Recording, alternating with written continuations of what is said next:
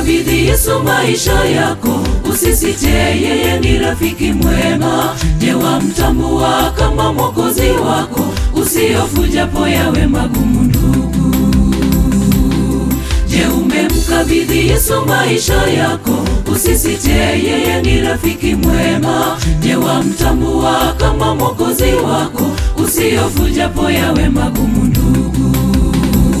Ng'ang'ania ufalme wa mbingu, sio kwa maneno bali kwa matendo, ili mgharimu maisha, uhuru wetu, heshima, pendo zote kwake mwana wa Mungu.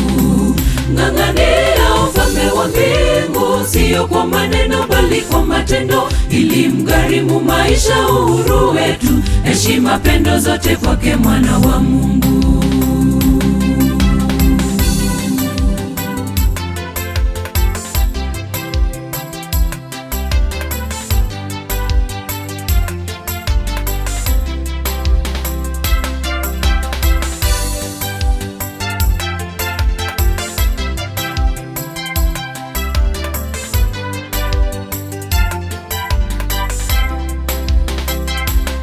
Je, ni nani aweza shindana na Yesu? Hakuna mbinguni hata duniani. Pale Kalvari alikufa kwa ajili yetu.